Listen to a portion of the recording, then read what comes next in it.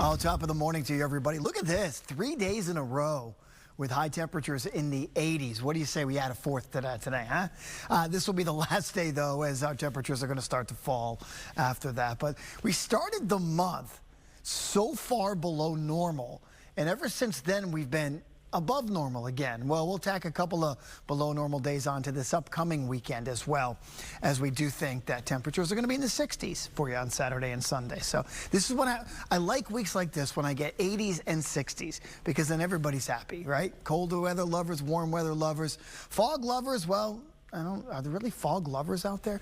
1.25 miles visibility in Crystal River this morning.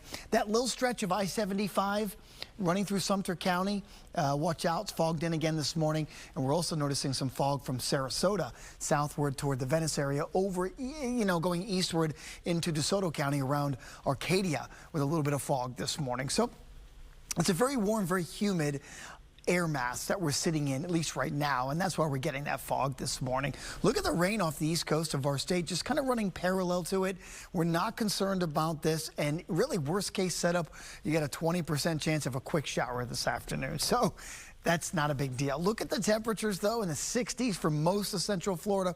You go to the East Coast, they're in the mid-70s right now. So anytime you get that east wind kind of moving across the state, it's going to be a little bit warmer along the East Coast than the West Coast first thing in the morning. The winds will not be a factor, and in fact, we are looking at basically just a light chop on the coastal waters again today.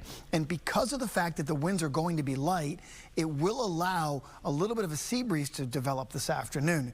And what that will do is tend to push any showers that are trying to develop to the east again and back, keeping them inland, keeping them toward the East Coast. That's why our rain chances are a little bit lower. Humid, yep, we'll get rid of that humidity in another couple of days, though. Watch the dew points, which measure that surface moisture.